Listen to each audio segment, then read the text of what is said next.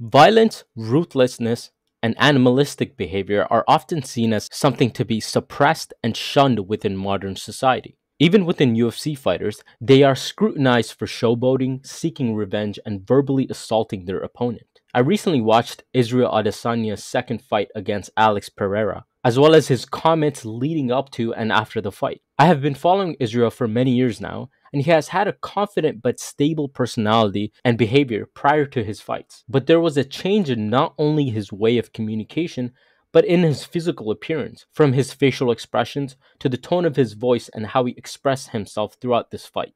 I was wondering, why is this and what could be the reason for this? Besides the obvious reason of consecutive losses against Alex Pereira, what else could be the reason for such sudden change, and could that have played a part in his victory over Pereira? The answer is yes, and the reason is his ability to integrate his shadow into his way of fighting and attitude towards this fight. Carl Jung, the Swiss psychologist, described the shadow as the unconscious aspect of the personality that consists of all the qualities and traits that are deemed unacceptable or socially unacceptable to the individual himself. Jung believed that the shadow manifests differently in males and females due to cultural and social norms. In males, the shadow can consist of qualities such as aggression, competitiveness, and assertiveness that are often shunned in their extremes. He believed that the individual could integrate their shadow by acknowledging and accepting their darker aspects and finding healthier ways of expressing them.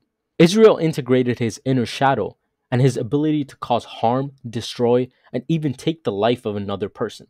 Before, in many of his fights, he had a sense of calmness, but never acceptance of his ability to embrace all of his inner demons and hate towards a person or a circumstance. In an interview with ESPN, he speaks about dancing with the shadow self. He states the following: I have learned so much about myself, standing in front of the mirror, dancing with the shadow self. A lot of people like to shy away from the shadow self. They do not want to own it. But I learned to stand there and own it because it is a part of me. You are not virtuous. You are not innocent. Everyone, there is no good or bad people. People are just capable of great good or great evil.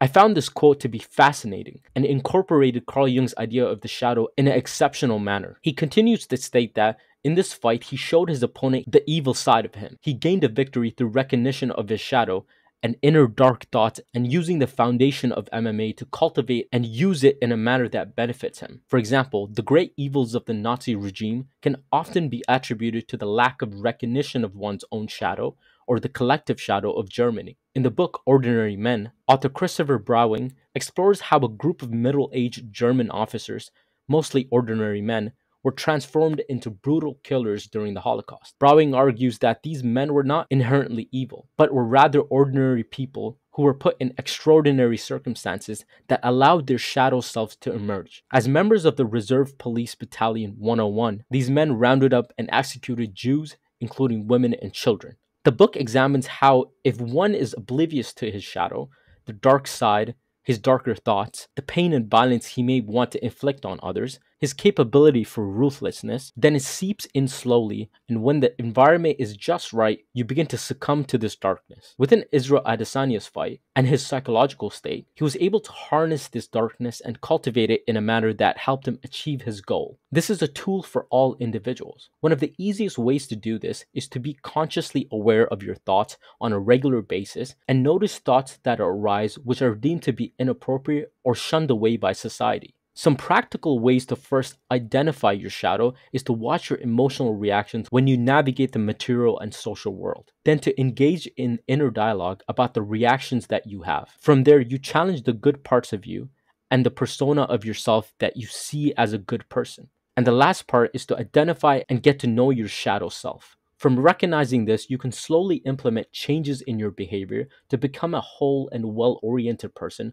who moves steps closer to the individuation process. A key example of this for males is hidden sexual desire and aggressive tendencies. Say David is a lonely man and is not in a relationship, and every time his thoughts move into sexual desires, he begins to ignore it as it does not tie in with what he perceives as a valuable and good person. He continues this and often ignores his desires for the purpose of comfort and to support the perceived ideas that he has of what a good person should be. In doing this, David creates a shadow that seeks to communicate his desires of sexual adventure And through ignoring this, what will inevitably happen is such desires seep out in unhealthy ways, which stem towards the evil side of David. What David does not realize is that by minimizing such desires and not giving room to such desires to incorporate themselves into his personality, he tends to shun away an important aspect of who he is as a person. The integration of the shadow is not just for the sexual domain. It can be applied to communication, emotional response, behaviors, and a multitude of intertwined social and psychological dimensions. The shadow, thus, is a hidden tool for the individual.